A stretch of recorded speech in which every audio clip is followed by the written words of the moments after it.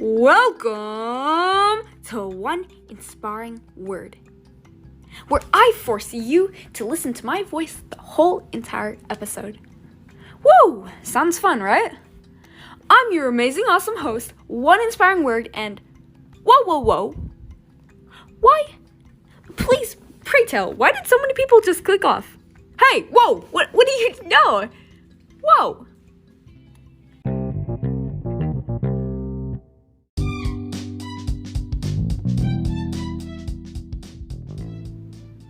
Well, I guess you, listener, will get to hear this story. A few years ago, I got a beta read for an author. I was in 4th grade. Beta reading is when you get to read the rough draft of an author's new book and give them glows and grows. So I read her draft and give my probably 1 or 2 helpful 4th grade critiques out of a bunch of unhelpful ones. And then COVID hit. I never heard from her again. Until I got this interview opportunity as a host for her official book launch, Zia Erases The World, which is officially in my favorites book list. Thank you for writing it. So a few months ago, I got the chance to interview an author, brilliant, talented, amazing book writer, Bree Barton, along with 2 other co-hosts. It was an awesome opportunity and an inspiring, encouraging, and hilarious night. This is part of the book launch. I hope you enjoy! So who is this Bree Barton? Well, Bree Barton is a blue pineapple who loves to sing Thriller. Wait, okay, I knew I shouldn't have used Wikipedia. I'm sorry. You know what? Let me describe Bree Barton. Bree Barton is the committed author that has written amazing books, the creative person that creates new worlds, the talented author who wrote Zia Erases The World, and the person we're all here to see and meet. I'm 12. I go to Brentfield Elementary. My favorite book is No Fixed Address by Susan Nielsen. I really hope I pronounced your name correctly. And I'm this close to changing that and rewriting Zia Erases The World. And my favorite author is, of course, Bree Barton. Fun fact about me, I have a podcast called One Inspiring Word, where I give speeches, perform interpretation pieces, and tell stories. I wouldn't mind if you checked that out. Now, we're going to start our question section. We'll be starting with our main questions for the book launch, which will be like general questions that Bree will probably need to think about before she answers. So who wants to start us off?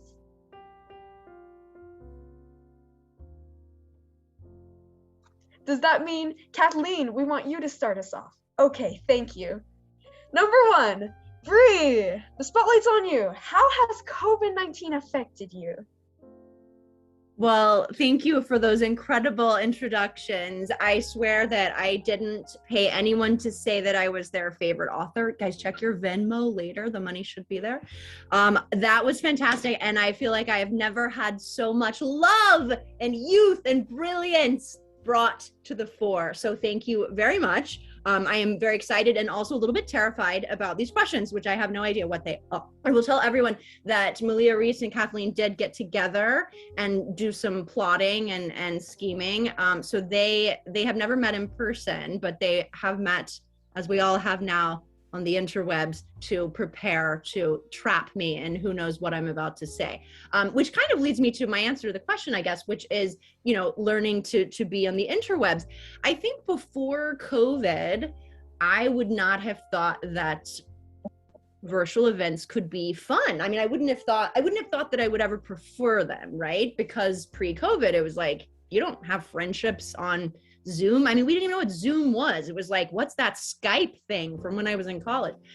So I thought that connecting with people virtually maybe wouldn't feel the same. And I think it doesn't feel the same, right? It's not exactly the same as getting to be with y'all face to face. But one thing that changed for me in COVID is that I learned that you really can actually have genuine, real connections with people from far away. I mean, Kathleen, Maliah, I've never met you.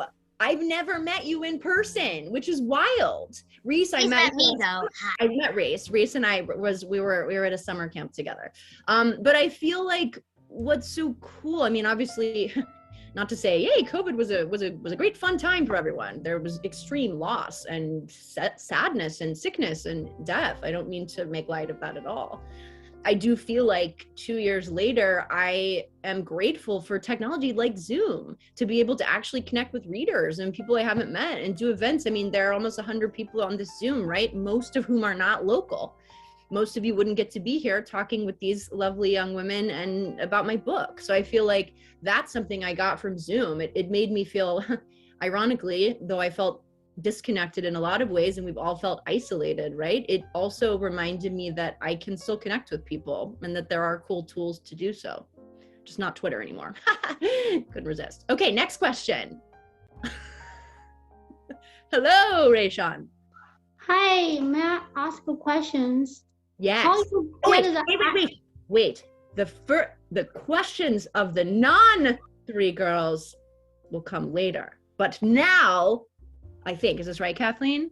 First, yes. You ask your questions, and then we promise to open up the questions at large. Can I go then? I don't know. You tell me. Can I? Yes. Okay. So this one has a bit of a backstory. Okay. But at summer camp, Bree, do you remember the little girl's name that played Princess Elena? And I wrote it down. Julie. Lucy. How could you forget Lucy? Lucy. This is a very inside joke for anyone else on this Zoom. But yes, there was a girl in our summer camp who loved princesses. She was 6. She often left lots of personal items in everywhere that we had just been, like her water bottle and her cups and her. One time she left her umbrella, her umbrella. She would just sort of outside. Like the trail of breadcrumbs of Lucy's were like her sort of various water bottles and shoes. But yes, we love Lucy. She's great. Great question. I'll go next. Okay, great. How did you get the idea from this book? Like, where were you when you decided to read it? When I decided, good question.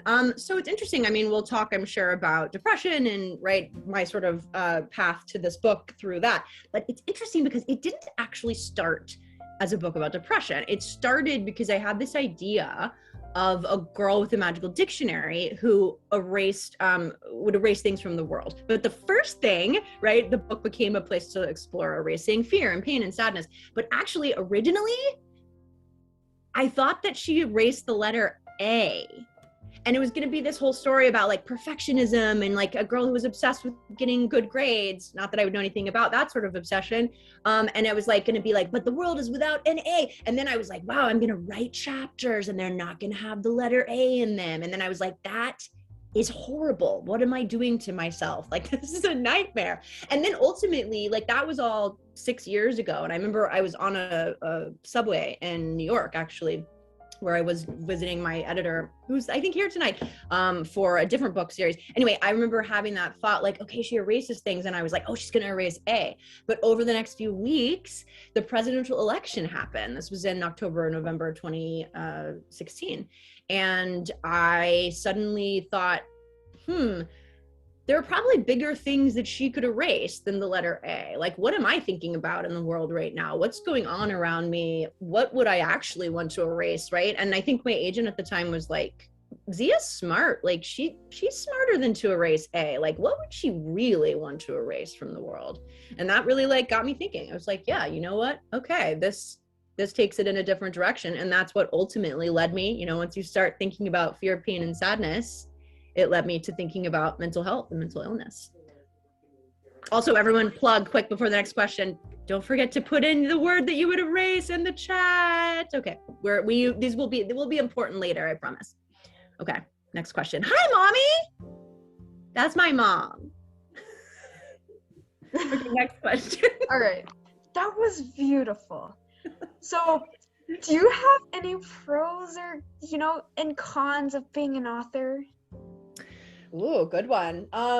Well, pros are obviously doing events like this and getting to meet people like you. I mean, that's not even me pandering. I mean, it is me pandering a little. I feel like what's so great about this book, I was thinking about this today, is like Kathleen, I wouldn't have met you, right? I met Kathleen or virtually met Kathleen over a year ago because I was looking for beta readers. I was looking for actual 11, 12-year-olds to read the book. And we have a good family friend named Paula, and Paula has a daughter who's the right age. And then the daughter's friend is Kathleen. And so if I hadn't had a manuscript, right, that I was asking for your feedback on, I never would have met you. And, I think Maliah, right, if I hadn't chatted it up with your aunt on a plane that I was on to Texas in Christmas, right, and we had this real deep conversation about mental health and depression and like that opened the door to me meeting you. So I think the best part about it is it's this, it feels like thread, right? The best moments for me of being a writer and an author and having books are the way the books stitch this thread between people and between communities and schools. And that is the best part. The con, I feel like there's a lot of waiting. So I used to say that like most of this business, it's like 95% waiting. And then like really awesome things happen. And then you go right back into the 95%. And sometimes like as your career is advancing, it feels like you've just kind of graduated to the next tier of waiting. You're like, oh, I'm waiting to finally get an agent. And then you finally get an agent. And then you wait to get a book deal. And then years go by. And then you finally get a book deal. And then you wait for the contract to go through and years go by. Everything just takes longer than you think it will, or at least longer than I thought it would.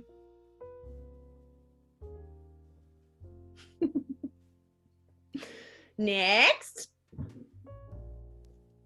I'll go next. Oh, yeah. Reese, you can go.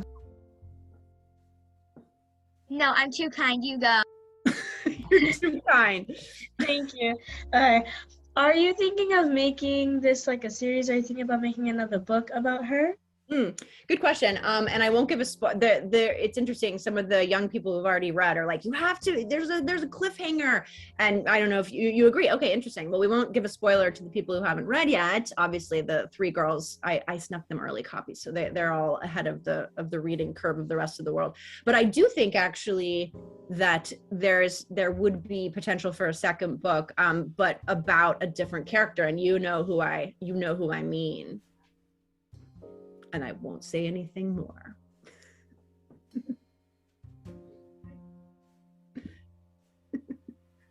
Oh, me.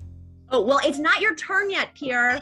You have to wait until the end when we all get to ask our questions. I think, I could be wrong. I think the girls have more. So good to see you though. Can I go? Yes, Reese, go ahead. Okay.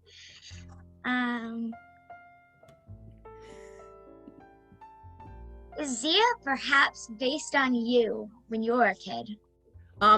Zia is not perhaps based on me. Zia is 112% based on me, to the point that it's like hardworking, wonderful, warm, single mom, me. Best friend named Jay, me. Large tabby cat, also me. Serious depression and fear and unknowing at age 11 of what was going on, me. So there is much of this story that is mine. In fact, the harder thing in writing it was like extracting pieces of my own story as I did each revision. It was like, okay, could I try, I don't want this to just be Bree's story, but with the name Zia slapped on. I want it to be Zia's story. I want her to be a full character with her own wants and dreams and desires and fears. So it was like this sort of constant dance of like me pouring my own story into it, but then figuring out like what Zia's story was and then just creating this dance between the two. Good question. I love it. I'm just seeing some ticks in we got some big tick hate going on in the chat right now. Down with ticks. That is definitely relatable. So do you have any tips or comments for first-time authors? Ooh, first-time authors. First-time authors or first-time writers? Like me. Like you, you do have a book. Well, I guess I said it a little bit like everything takes longer than we think it will. I think people are always like, what would you say to your younger self, right? And I feel like, I think I wouldn't listen. That's the whole catch-22 of that question, is like, well, whatever we would say to our younger selves, we wouldn't hear it anyway. But I think I would say, like, don't rush it. It is going to take longer than you think it will. And even if something happens fast, the next thing happens slow, right? Like, it always balances out in the end. And so you've got to find the stuff that you love in the midst of it. Like, for me, talking to school, like going to schools, is the best. Talking to y'all, there's my texting coming out, like talking to young people, that's the best part of this. And so as you kind of begin your journey, you got to find the best parts for you. Maybe you love research, right? Like my friend Tay Keller, whose book came out today as well, Jennifer Chan Is Not Alone. She was just talking about how much she loves research. She just like loves learning before she even starts writing a book. So it's like, you know, if you love that, great, grab it, like live it up. Find the parts of this that you love and just like make as much space for that as you can, because there's so much other stuff that's hard.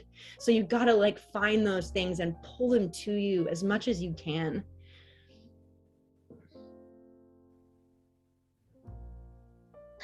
I'll go next. How would you describe Zia's character, like without like spoiling? That's a good idea. Okay, so Zia, I would say the words I often use to describe her are that she's bright, that she's curious, and that she's hurting. She's very funny, right? She loves words. I mean, so much of the book is inventive. It's Zia being playful with language, right? And using it as a way to kind of navigate the world, right? If she can't find the word for something, she makes one up, with the main one being, right, what's going on inside of her. So she's playful, she's funny, but it's like so hard at the same time, because she's fighting this like serious opponent who is not funny and not playful. And so she's like throwing everything she can at this darkness to try to survive it, to try to find the light in it. And the whole book, I think, is like them sort of engaged in a battle in a way of, you know, what's going to win, the darkness or the light.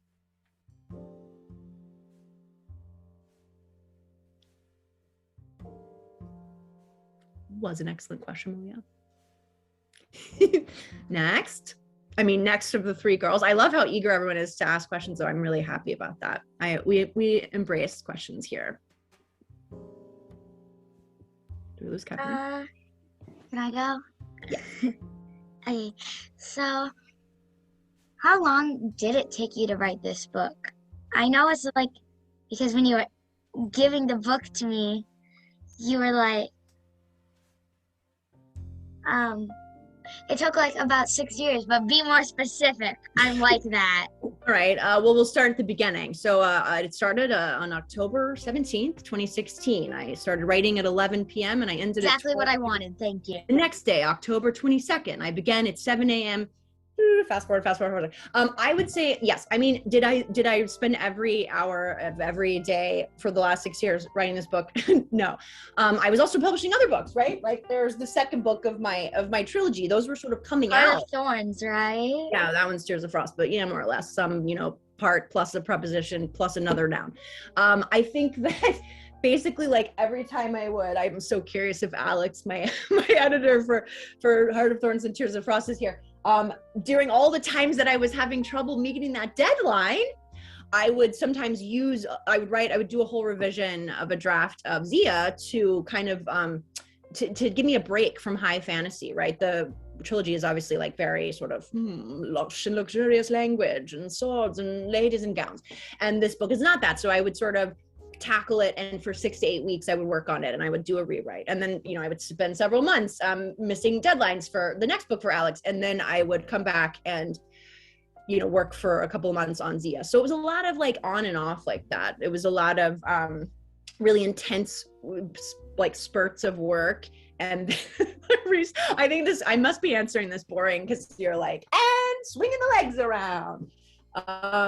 So I don't know. Do you want like a number of hours? It's not like I know the exact number of hours. I think it was probably 2,408 and 36 minutes. It took me like 3 days to write Baby John. Well, probably means that you're going to need to revise it. That was a good question though. Yeah, I definitely don't have the patience for that. I'm more of that. Okay, this has taken me more than a month to finish. You know what? Writing's not my thing. And then, You know, okay. it's not like I've never thought that as well. I mean, as recently as, I don't know, an hour ago, I was like, maybe writing's not my thing. Look, I feel like that is part of, that's part of it. I think we're supposed to have some doubt as a part of this process. And there are parts of it that, yeah, I mean, you know, it took me 4 years. I've been working on it for 4 years before we got an offer of, you know, from a lovely editor who I think is here, who wanted to buy it, you know, and there were times in there that I thought, I guess it's never going to get published. It's not, you know, the story that means so much. It's not gonna come out. There's lots of space for doubt on this journey. Sometimes I think the journey is like 95% doubt instead of waiting, or maybe they just sort of mingle together like in a little streetcar getting all cozy. So how would you say your upbringing has influenced you, and or perhaps your writing career?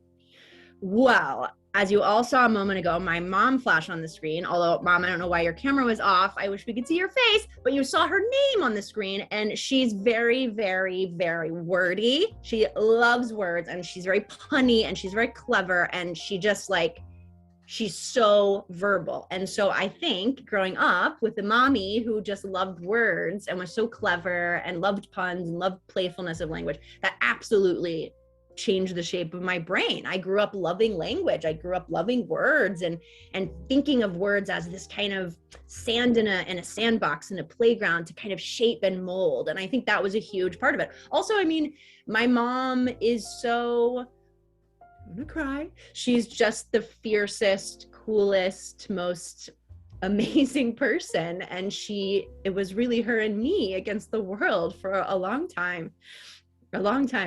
And I think that I learned how to survive from that. And then my siblings came along. I think they're both here as well. And I also stole bits of my sister's history for this book. Sorry, Kat. I feel like when it was us, I don't know, like we learned this way of sort of being in the world that feels unique. It feels like something special in our family. And it's a way of kind of finding the light in the dark, finding things to make you laugh and the moments that make you say, this is fun, girls, and just appreciating, finding the silver lining. And I think growing up like that, it made me into someone who could write a book like this, which I hope is a funny, fun book about a hard and heavy thing.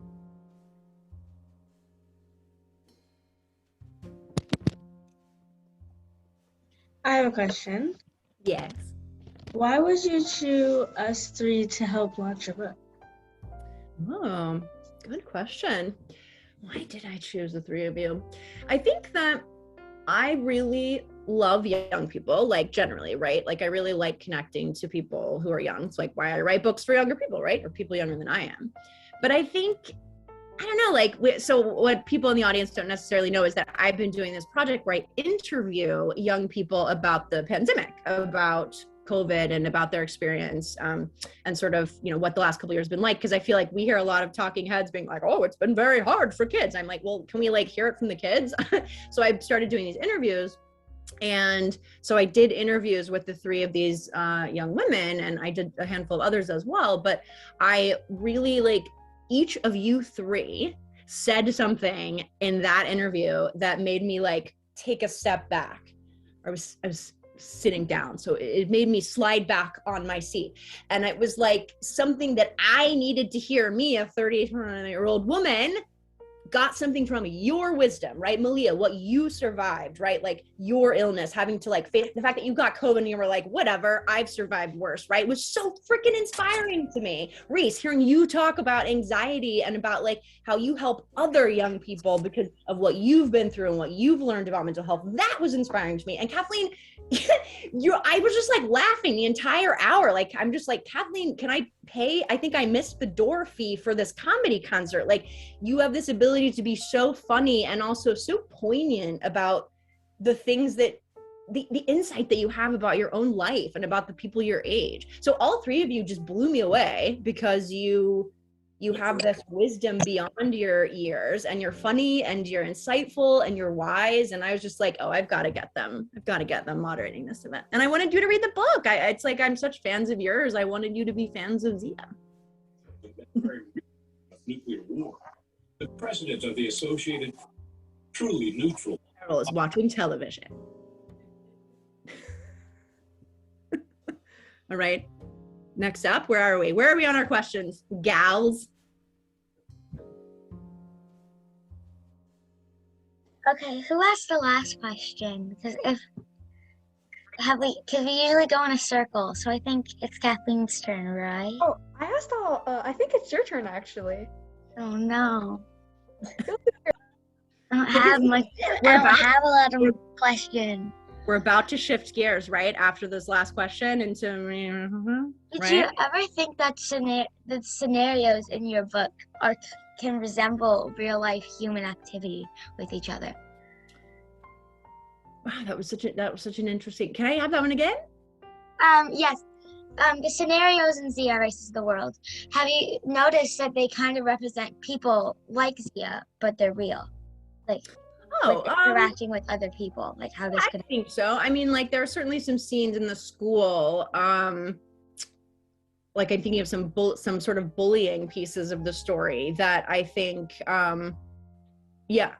take place in real life. I didn't have a lot of experience. Again, my next plug to Tay Keller's book, Jennifer Chan is Not Alone, which is this beautiful book about bullying in a lot of ways. But I think like the bullying, in my book, I hadn't experienced it exactly, but I sort of like was helped through that as my editor, and I shaped like what that would look like in a way that's really different than it was in early drafts, but in a way that I think is like a lot more compassionate to the circumstances that have sort of created this bully.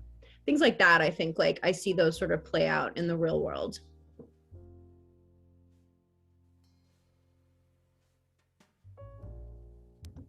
So we've all been talking about this book, Zia Erases the World. Bree, why don't you read us an excerpt of the book? Well, I'm so glad you asked, Kathleen. I happen to have it sitting right here. Look at I have that. like thousands of them now. It's not like we planned this or anything, right? It's not like we planned this or anything. I'm glad that you at least told me what to expect at one point in this entire launch. Okay, so I'm going to, hi everyone, I'm Bree Barton. This is my book, Zia Erases the World. I'm going to read you some backstory. So this dictionary, right, is magical. Can't you tell? Doesn't it look magical? And right, Zia learns that if she erases words, they vanish from not just the dictionary, but from the world. Last plug to put in the chat what word you would erase. Again, there's a reason for this. Is anyone still there? Yes. Okay, good. Oh, there's my sister. This is great. I'm getting to see my whole family in one way or another. So the book begins with, the early things that Zia erases are sort of smaller things, and I won't give them away, but they're, oh, hi, hello, ready for my close-up.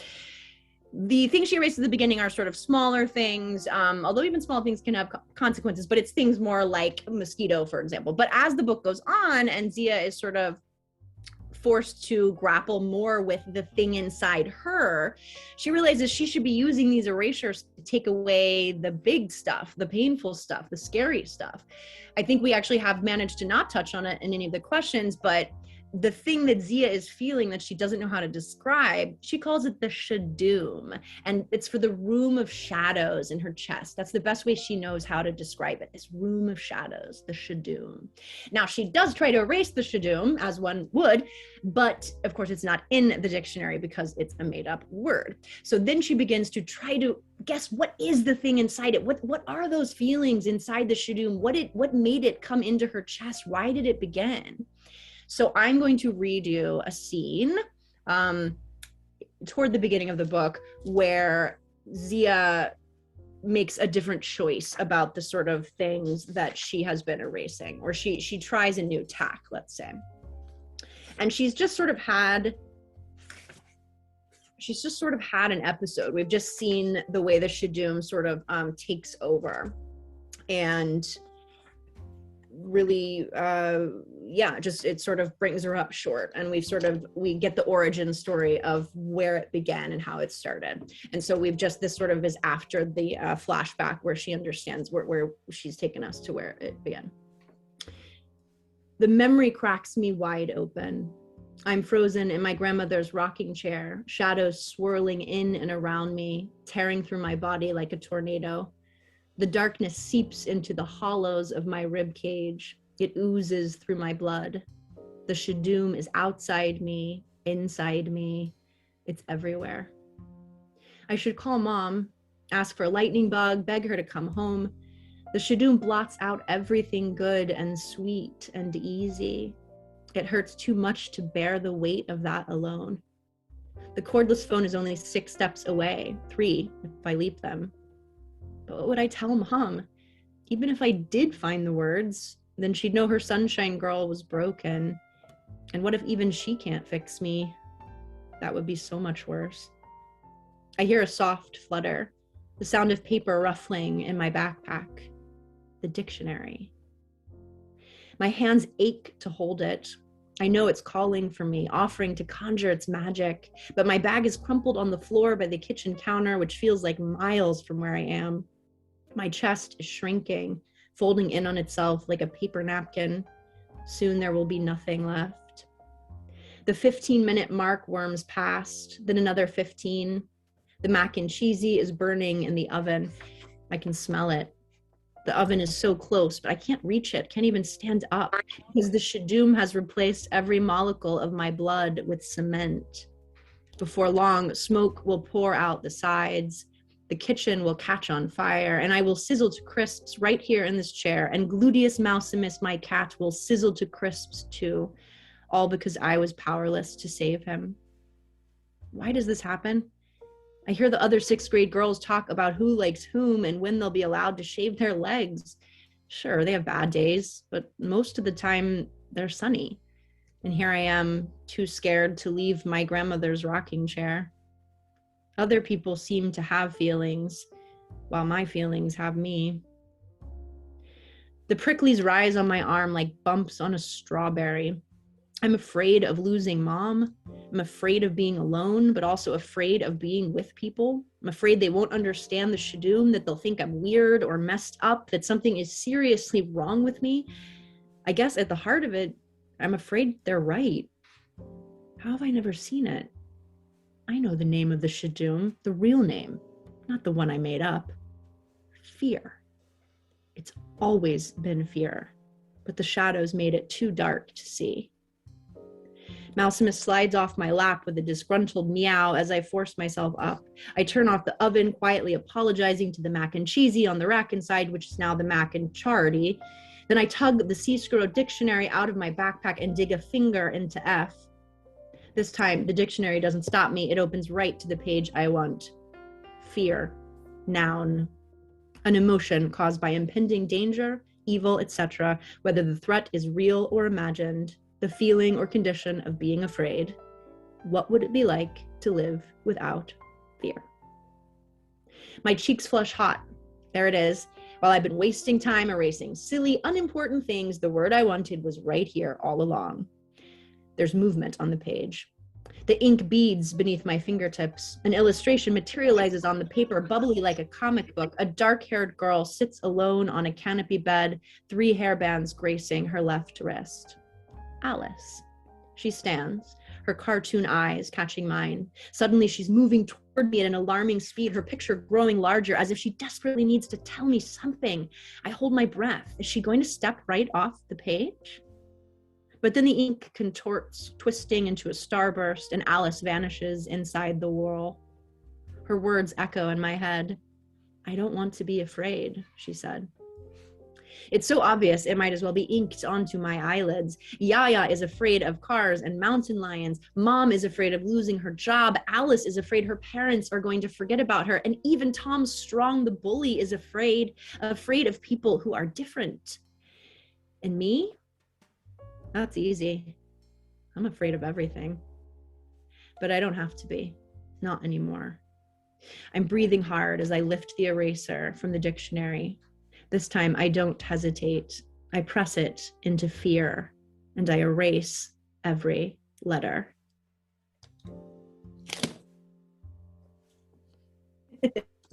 Yay! Thank you. That was amazing. We really just need to take a moment of silence for how amazing this book is. Need to take 3 moments of silence. Yeah. Taking a moment. Are you crying? I'm not crying. I cried about my mom. I was like, I only get one time to cry on this Zoom, and I'm gonna cry about my mom. And a quick reminder, if anyone new has come, we will be doing a giveaway, and you can enter by typing in the chat what you would like to erase. Yes, and this is your last chance to type into the chat. So if you have your word, type it now. Forever hold your peace. Last chance. Okay, and now it's time for the rapid questions. Unlike the main questions this time, we're going to be asking, like the 3 of us, a few quick questions this time for you that are more personal questions that are like, would you rather be a llama or a blue pineapple? So let's get started, and after this, you will get to ask questions yourself. Yes, exactly. Finally, we will let everyone else ask questions. Okay, throw them at me. I'll go first. Where did you get the name Zia from? It was originally Zita, and then because when I thought it was going to be erasing the word A, the letter A, I was like, oh, it'll be so funny because it's Zita and Alice, and then it's going to be like Zit and Lice. And then I was like, that's not a book, Bree. That's a weird joke. That's like one sentence. Next. Got to make this lightning round lighten up. Hi, I'm Cassie's mom.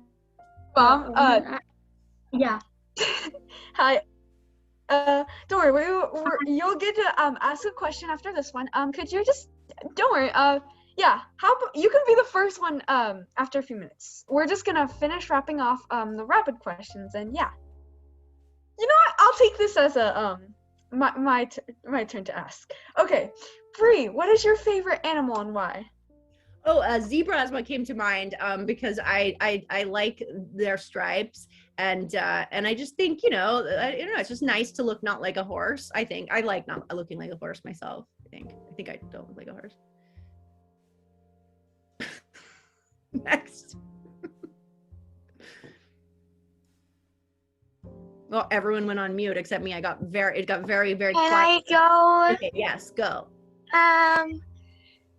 What is your favorite book that you have not written? That I have not written? Yeah, you can't write it this time. Oh, okay. So I guess I'm going to go with, this is so hard because like they're, I don't know. You know what I'm going to go with? I'm going to go with the book that is written by this lovely human right here, which is called Crenshaw. It is an amazing book about a boy and an imaginary cat. It's also really about a boy who has a lot of chaos in his life and doesn't always know where he's going to live with his family and if they'll even be able to have the bed that he slept in. And it was very cool to see in this book how I don't know, how uncertain life can feel sometimes, and how as kids we often like want to sort of like make meaning out of things that don't make a lot of sense. I saw a lot of myself in that character. It's a great book. So Crenshaw it is. Oh, I got a question. If you had to go to the moon, you can only take one thing, what would you take? Oh, the moon. That's so funny. Like the thing, I'm gonna go, since this is the lightning round, I'm gonna go with what came into my head first, which was moon shoes. That just seems like a good idea, right? Like it seems like a practical packing, tip. Mm-hmm. Next. We're coming around, Sandy. We're close to Kathleen's mom. Yes. If you had to erase one word from the world, I'm turning this, we've all been asking you guys what you want to erase. But Bree, if you had the chance to erase one word from the world, what would it be? I always dodge this question. I'm really good at dodging this question. I dodged it at a school visit earlier today, and I'm going to see how well I am at deflecting. The first thing that I thought was like a bunch of isms, like a lot of the isms, right? Racism, sexism, we don't like those. Misogyny-ism, might as well be an ism. Then there's like all the phobias, right? Transphobia, Islamophobia, like there are all of those things. And in the absence, the fact that I can't like, you can't choose one of those things because then like, you can't choose the other, and they sort of continue to engender other isms and phobias. So in the absence of all of that, I guess I'm gonna have to erase what Zia erases at the end of the book. Boom, drop the mic. I still managed to not answer, but I did give an answer that will make people read the book, maybe.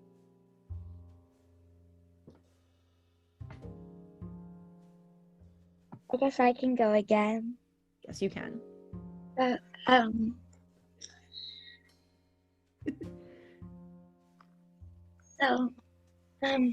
Oh wait, I feel like I should have more elegantly like thrown in a plug. And if you buy a book from Odyssey Bookstore, this gorgeous bookstore where I am now, they donate 10% of proceeds to the Amazing Family and Children's Services, which is a social services organization here in Ithaca. So I'm just putting that out there if you haven't bought a copy. Okay, going back to you. Thank you. Do you suffer from depression, anxiety, etc.? Is that a lightning round question? My goodness. Yes, absolutely. I have since I was 11 years old.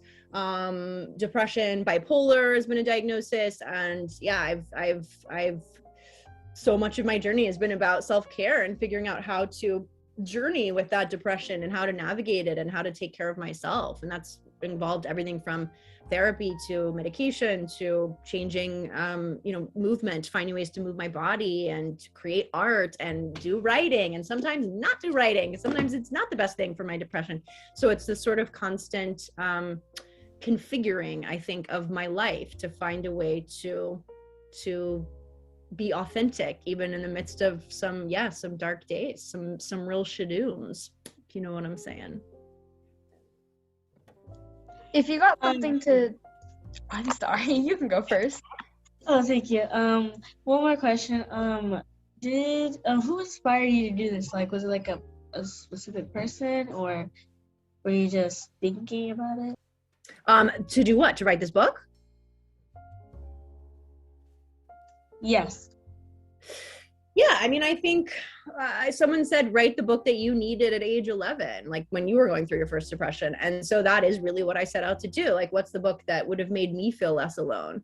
And the book that like would get me into schools talking to young people who are hurting, and they would see this like weird blonde bespectacled lady being like, hey, I've been depressed too. It's horrible, but like you do survive. There's a way through. Like you gotta learn how to talk about it and learn how to find the words for these things. I wanted to do that. I wanted to like, since I can't rewind, this is not a time machine. Even a magical dictionary is not a time machine. So I haven't been able to like go back to 11-year-old Bree and like tell her that. But in the absence of that, I'm hoping that like this book and the conversations I have about it can say that to people your age, right? To like people in y'all's schools and communities and lives who are also feeling broken and alone.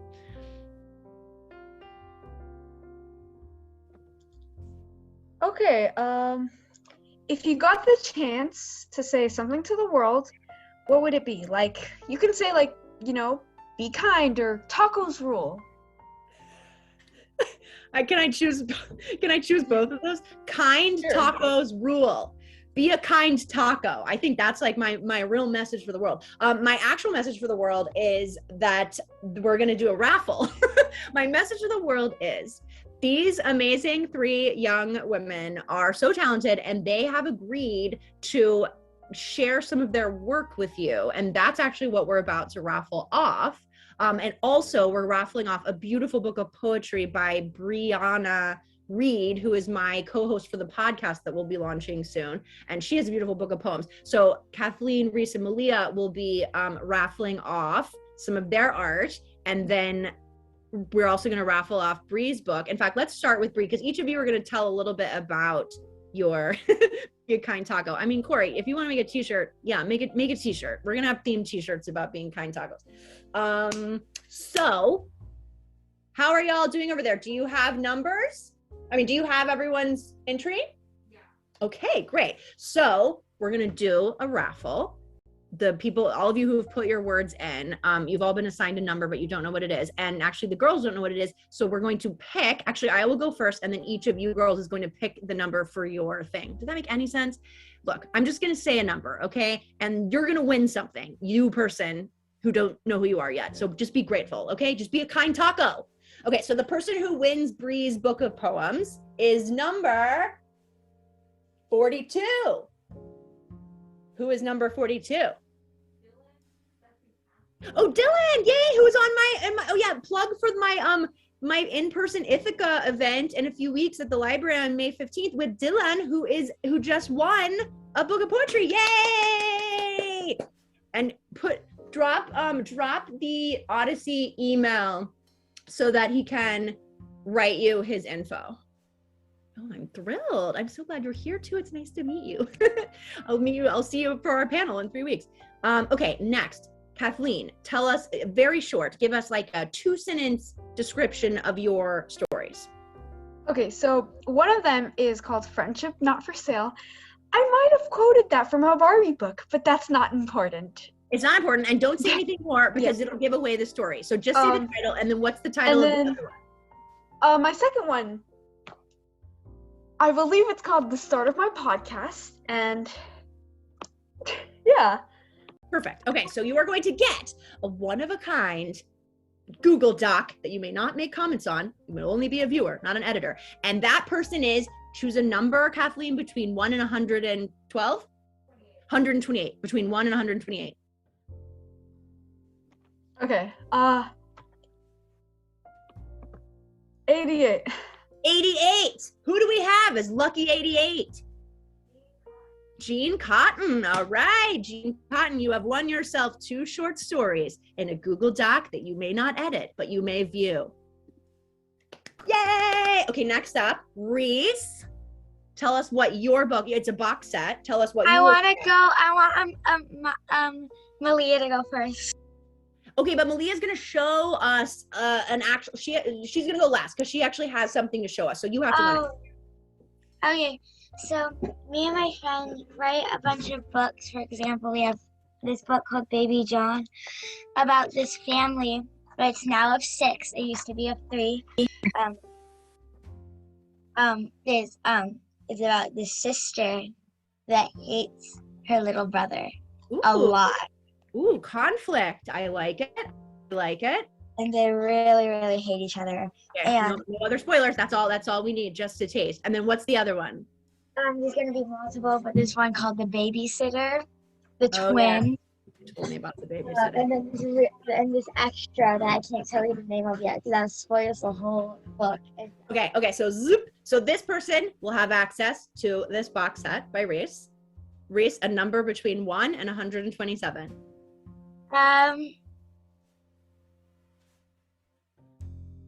997. That's over 127. So bring it back down, maybe like subtract 800 and go somewhere between 0 or 1 and 127. I don't know what I was thinking. Well, you're just dreaming big. We like that. 79. 79.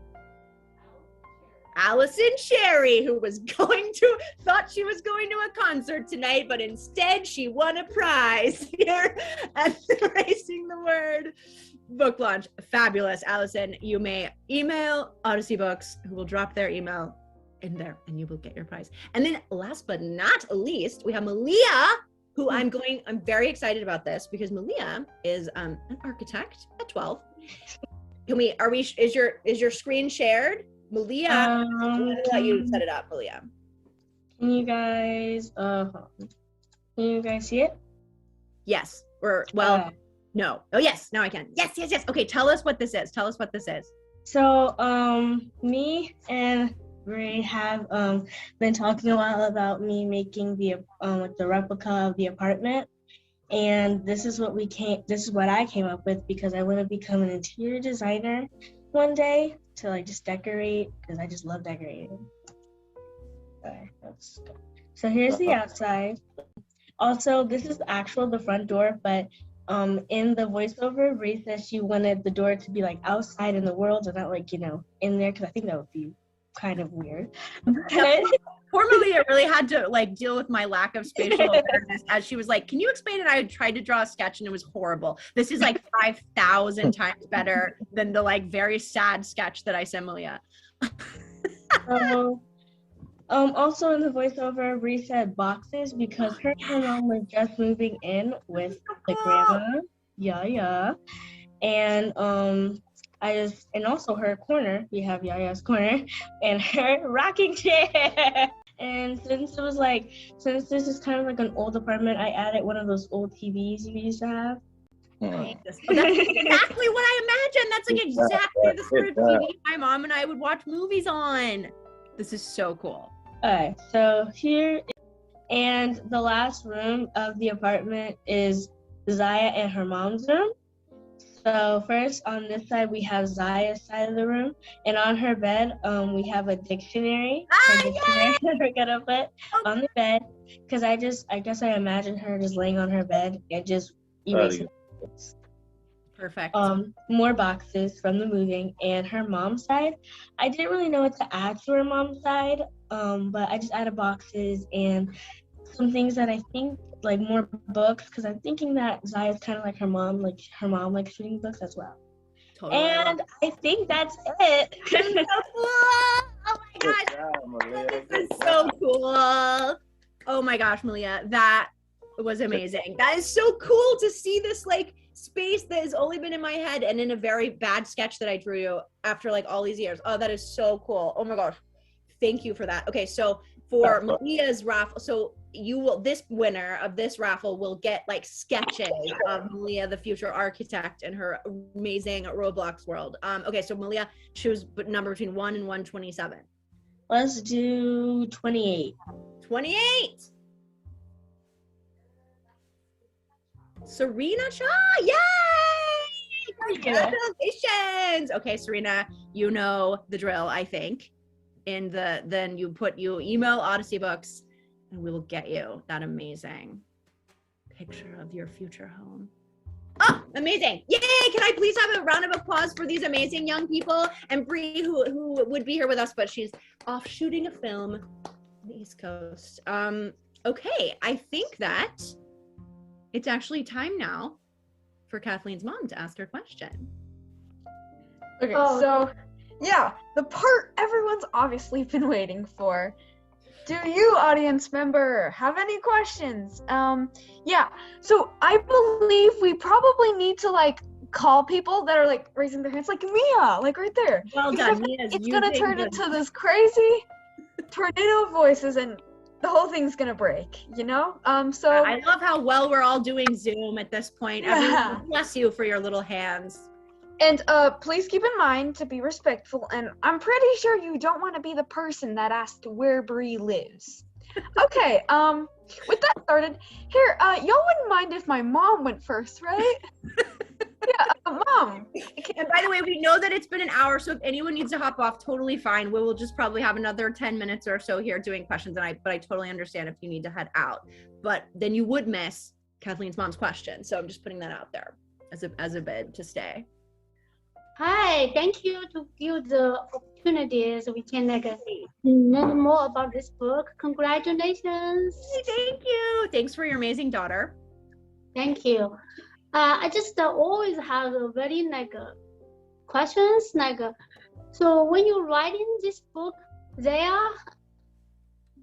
the girls, they have magic, and when you're writing this book, you said it takes several years to finish it when you start getting the idea. So I just wondering, when you're writing this book, is the girl there getting sad in the book when you're writing that part? Are you confused that too? Or if some days when you are very happy, then the girl there who has magic will be more happy in the book too? Is that affect your life, or the book affect you and you will affect the girl? Yeah, that's such a good question. Yeah, it's like, were we sort of playing off of each other in a way? Yeah, I think so. I mean, I have this memory of writing I think I was finishing a draft, so I must have been like writing one of the later scenes, and the later scenes are so emotional, right? And I remember sitting at a Starbucks and like just eating my little breakfast sandwich. There's just like tears streaming down my face. Everyone was like, what is in that girl's breakfast sandwich? But I think like, even though it was so emotional to write like some of these heavy, hard parts of my childhood, right? It was also really healing. And because Zia is this sort of positive, you know, there's a lightness to her, there's such a playfulness. I think it did help me feel lighter about some of the heavy things that happened. It's like I sat in those dark places that were very real in my life, right? Were very, very real at age 11 when I was depressed for the first time. But I had this perspective of now like a 30-year-old woman, right? Like sitting in that place and like coming at it from different ways, seeing the sort of lightness and the sunny moments and the humor even amidst this dark time. So yeah, I do think like, I think Zia, by creating that character, it certainly brought in some of the sadness. I had to sit in that place to write it, but it also like brought in some lightness and joy and humor that I didn't have access to when I was actually Zia. And my, you know, when 11-year-old Bree was like a little Zia like brought some of that sunshine to me. Good question. Thank you. Thank you. And thank you for your daughter. Okay, it's got to be Mia now, right? She had her hands up first. Hello. I want to tell everyone that those of you who were at my book launch last year, you may recognize both Mia and Fen, and that we're former brilliant moderators of an event. So just thank you, everyone, for still being part of the family. Firstly, congratulations, you know, your new book. And my question is, what was it like going from the dark high fantasy of, you know, Heart of Thorns to going to the middle grade genre? Yeah, you know, it was fun. I mean, it was fun to do contemporary, right? Because it's like, I mean, you know, I love Heart of Thorns. Like, you know, I love the like luscious, what was it? What was it, Alex? Well, I was once compared to a cupcake, which was like something about decadent writing or whatever, but no substance, whatever. I think that what was fun about that book is a lot about the language, right? The sort of elevated, lofty style. But then this book was fun because it's like the sentence structure changed, right? I was able to create words in a way that like, I mean, I guess I did create words in a fantasy world too, but different, right? Like there was such a modern feel to Zia. This is like such a modern book. So it was fun actually to just put that hat on for a while, you know, and get in the head of a kid like how I think they would think today. It was refreshing. It felt like a palate cleanser. Good question. Thanks. Go play your violin beautifully for someone else's event now. Ben! Welcome back. Unmute yourself. There you go. Hello, I'm here. Okay, so my question is quite simple. I have something for you and something for another thing for people to win. Oh, is this? If any of you remember, Finn makes the most amazing bookmarks and paper craft. Is that a Zia bookmark? Yes, I've been working on a secret project even from you. Oh my God, you did. Finn has been making these amazing bookmarks for my blurbers and managed to keep this a secret from me. Oh my good Lord, that is stunning. But so there's going to be one for a giveaway for somebody at this event, so I guess pick another number. Yeah, pick a number between 1 and 127. Let's do 26. Okay, do we have a 26? Yeah, throw in one a left curve. Teresa Spencer! Yay! Pregnant woman who climbs ladders, just won an award. Yay! Yeah, so it's we've got the book and then all the words and stuff. Yeah, I made the postcards and stuff last time. Oh my God, Finn, you're so good. How do I know? Bookmark. Finn, I won the bookmark last year. I won the bookmark last year. Is this fair? I feel like this is a cheat. Okay, well, yeah, Teresa, I've actually made I've made 5 so far, so we can do an extra one for someone else. Teresa, come on, you know that you want that bookmark more than anything. Okay, who's number 66? Do we have a 66? Sorry, we keep making you go back. Tracy Hudson. Oh, Tracy Hudson, who, yes, my soul collage partner. Okay, great. So did Teresa just give away her bookmark, or we just like got a No. second bookmark too? Mm-mm. Okay. Okay, It's so a second one. Absolutely not. So Tracy, write info at honestybookstore.com. Thank you, Fen. That is an incredible gift. I am so excited. Congrats on your launch. I'm so proud of you. This is so beautiful. Thank you. Thank you. All right, DJ, you're up. Hi, Bree. I'm so excited and happy for you. Congratulations. Thank you. I'm excited to see your students next week. Me too. And they are as well. Yay. So the question I have for you is, what is next for you? Great question. So I do have another middle grade book that I have been working on. It is also magical, similar to this in that it's sort of grounded fantasy or like contemporary fantasy. And it is about a girl whose dad leaves her and her mom, abandons them, walks out on them. And she's very angry and hurt, obviously. And her mother is a particle physicist. Her dad is a science fiction author.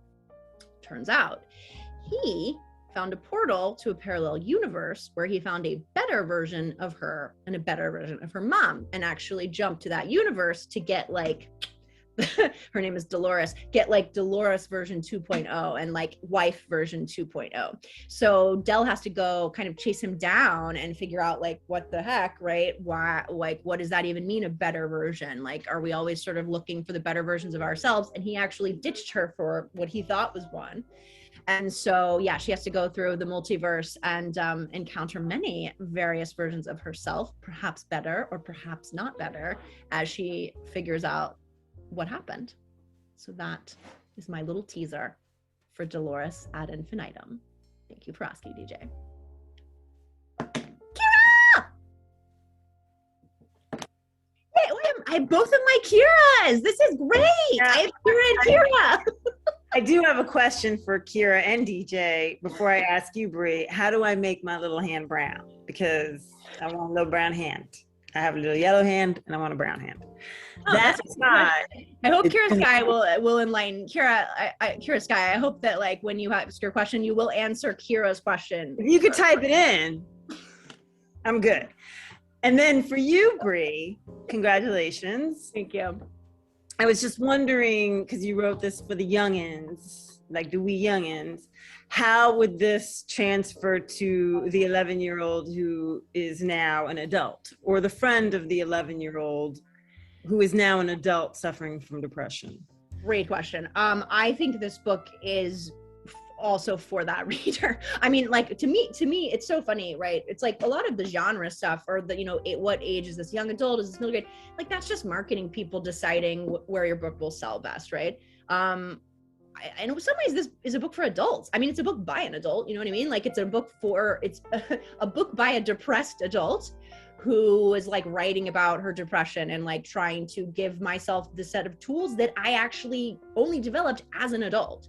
So I think that, yeah, my hope is that, and I mean, honestly, like, how I feel like a Pixar movie or like a movie that sort of hits all the target, like they're jokes for the kids, right? But then they're like jokes for the adults. That's what I hope this book does. I mean, there's like a Keanu Reeves joke in there that so far no 11-year-old has been like, loved that Keanu Reeves joke. You nailed it. Yeah, like that's that's for you, Kira. That's for Holly Lash, the wonderful teacher who sent me a screen capture of that joke as she was reading. So I've tried to put in a bunch of moments like that I think in some ways will mean more to an adult, honestly. I mean, I think like that's my hope too, is that, yeah, that people far beyond age 11 will really get something out of this book. And I just want to say again, I'm sorry for Yellow Hand. It happens to the best of us. Kira Sky! One of my only This is amazing. One of my only Ithaca friends whom I met just a brief stone's throw from where I sit. What? I remember I met you just like so close from where I am when we had our first meeting in Ithaca. Yeah, it's awesome. Oh my gosh. I also don't know how my hand is brown. I clicked it and it already was, and I was like, oh, word. So I don't know if it was something that I made it a long time ago, but I'm sorry, Kira. But it's possible, so that's cool. My question for you, Bree, is I'm so excited for you. So this is awesome. But my question for you is, now that the book is out into the world and you're releasing it, how does it feel like now that you've processed it? It used to just like live with it, used to just be a relationship between you and your creative process. Now that it is now a part of other people's lives and going to be in other people's worlds, like how does that feel? Does it feel exciting? Is it also a loss? Is it also like a rebirth? Like what's going on through your I mean, those are like all such good releasing words, almost like you are a poet or a songwriter or a writer yourself with really excellent word choices.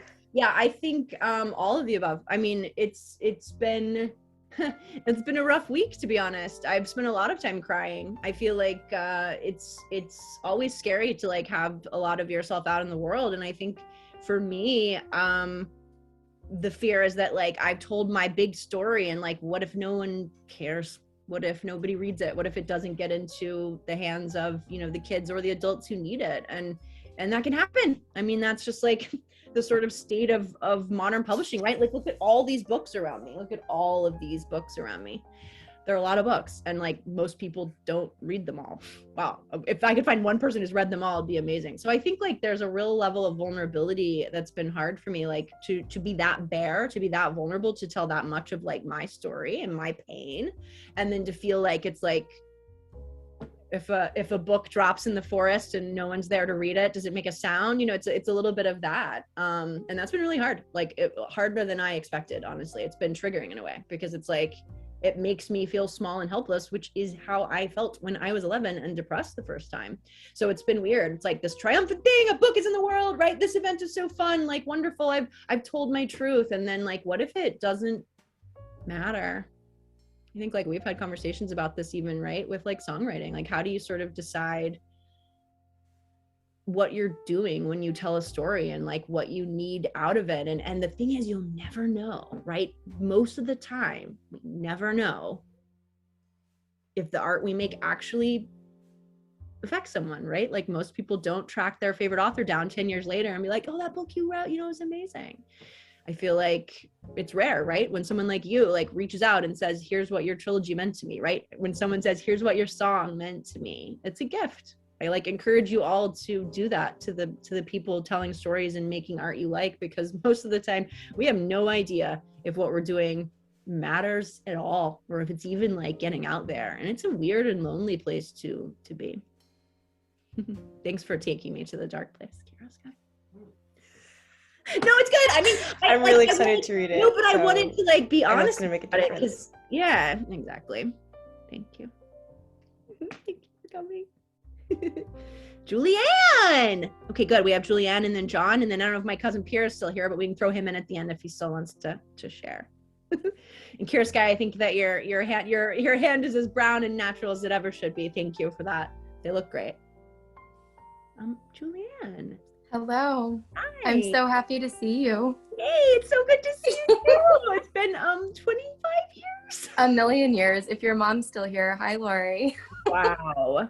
I'm like only putting together. This is like wow, Julianne. Oh my God. I was like about 6th grade and depressed when I saw you last. Wow. And I didn't know any of that. And I'm so proud of you for being so brave and sharing this. And I'm like, I don't even know what to think right now. I can't believe that I'm here. But I mean, like, can't wait to read this book. And I think that it's, I wrote this in the chat, but I think that it's coming, and what you just said to Kira, I think that this time right now is more important than ever for kids to read this. And I believe that it will find the kids and the adults who need it. And we haven't talked in so many years. I was like, so little. I ended up becoming a teacher. Oh, wow. And I'm not teaching right now, but when you were reading the excerpt from the book, it made me think so much about how many kids, I thought of so many past students who I had who need this book. And my question to you is, what do you think, like when kids hear this story, and I can't even imagine like reading your book out loud to a group of students as a whole class, having them hear hear these things and having it resonate with some of them being like, oh my God, that's me. I feel this way. Like someone else feels this way too. Like they're going to have those moments and feel less alone, even just by reading it. But then what do they do? And my question to you is, what would your hope be for when people read this book? Because they will. When they start having these thoughts, what do you think you would like to see from yourself? How do you want to continue supporting kids or adults who are struggling with a lot of the same things that you struggled with, who don't know what to do? What would your like big hope, like no boundaries, what would your big hope be for schools? Like what would schools implement for kids who read this book and then go talk to someone and say, I need help with this, or I'm feeling like Zia? What would your big hope be for kids? Like just to start the train of support more than there is now, because there's not enough right now. What a great question. Yeah, thank you for asking. It's so good to see you. I can't believe so many decades have gone by. Wow. Yeah, what a great question. I mean, I think my biggest dream, it's like my immediate dream is like a kid reads this book, they ask for help, they reach out, and it's like, it doesn't necessarily have to be a parent, right? Not everyone's parents are safe places. I was so lucky that my mom was so wonderful and got me help, but right, it might be a coach or a teacher or a librarian or a friend's parent or a parent's friend, you know, a pastor. There's so many different people that one could reach out to. So that's sort of like what it would be my first thing, learning how to speak, right? The thing that's going on with you. But I think like, since you asked my big dream, it's like, I mean, I would love this to create a movement where we are creating different kinds of self-care and different sorts of supportive spaces, you know, like different communities. I mean, I created something called Rock and Write a few years ago, which was a free class in LA when I still lived in Los Angeles, that combined dancing and yoga and writing. Those are three of the things that have been so helpful to me in my, you know, mental health journey. And so I created that for girls and women identifying young people. And that was like that's the sort of stuff I want people, not even like stuff that I'm just different people having ideas like that, creating spaces where communities can form and where it's actually cool to talk about what you're going through and to just give voice to what you're feeling, even if you don't feel like you have the right words, right? Like so much of this is like, you don't even have to have the right words. You just have to find some way to communicate. And maybe it's not even words, you know, maybe it's like art. I mean, there's toward the end of this book, no spoilers, but there's a therapy scene that's actually a kind of art therapy. I would pull that into like the offerings, you know, like I dream about creating this like these cool communities where it's like you talk about your real stuff and then you're like making art and then you're getting on your feet and moving and then you're telling stories, you know, like that's what I would love to be putting into the world. So thank you for that question. That's like such a it's nice to zoom out a little bit and be like, yeah, but what's my long-term goal here? Like, what's the dream? I think that's the dream. I agree. Thank you. Thank you, Julianne. All right. Oh my God, we're so late. Okay. We're going to take John's question and then we're going to go. So this is Sherry. Hi, Sherry. I thought it might be Sherry. So just real quick, to read the words is one thing, and it resonates like with me as a grown adult, having been in similar situation to Zia at that age. But to hear you read it was like incredibly intense. And so I really appreciate you sharing that because I got even more out of it. But my two-part question is, was it difficult for you to go back into that mindset of the 11-year-old who was struggling and see yourself actually going through the depression at that time, or was it therapeutic to you to make this, put it into words and get it out of your brain and onto paper? Absolutely both. I mean, it was excruciatingly painful to go back to that place, right? Like I was just writing for an article for somebody about this book or an essay or something about how like when I was a kid, the thing that was scary about depression was its newness, its strangeness, its unfamiliarity, right? Like, what is this thing? I don't know what it is. With the shape inside me, what is it? I think as an adult, the hardest thing about my depression is that it's familiar, that it's come back again, that I do recognize it. And that sort of every time I get through a depressive episode and I survive, you know, and I'm like, I'm better, it's all better. That's not going to hit me again. And it can then just come so quickly. I mean, I had just gotten back from my book tour for my first book and was just feeling great and had like gone around the country and felt like I've arrived. And then I got back and it's like I started organizing my closet, and man, that depression like smacked me so hard. It was physical. It felt like it took my breath away. And it was this horrible feeling of, oh, you again, you're back. And I think a lot of my these years, right, as an adult are like learning to do that dance to some degree, right? To let go of the idea that it's ever just going to be gone forever, but that it's going to continue to, you know, that it'll shift and it'll change and it ebbs and it flows. So I think doing the work of this book and putting myself back into that place was like,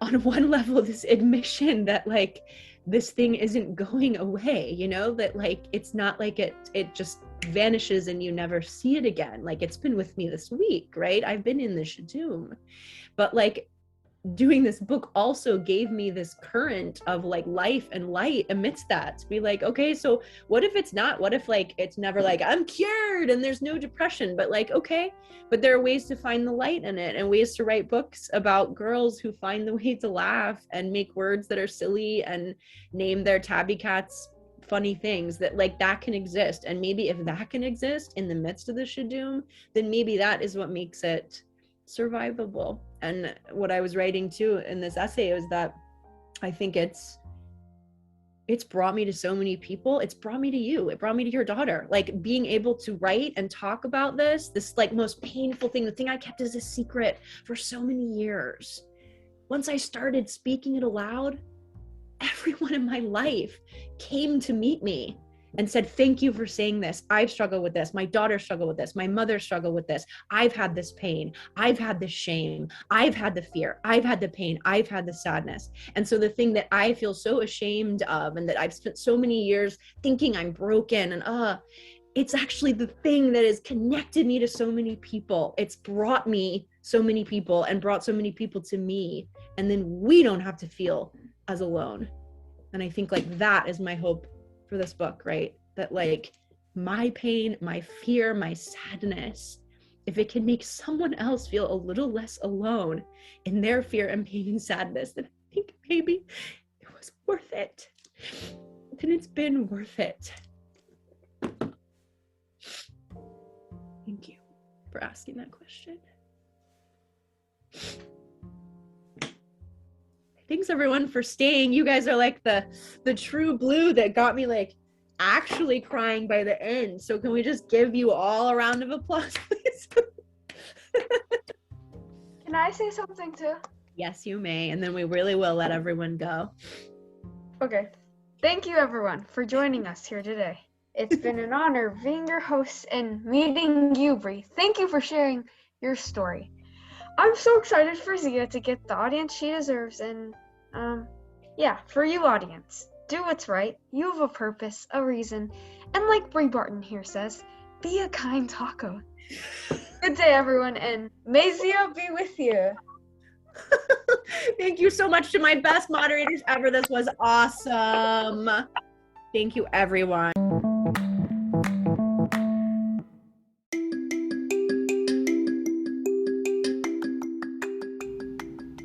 And remember to be kind because you have a purpose, a reason. And if there's no one you feel is there for you, I will be. My email will be in the description. On God.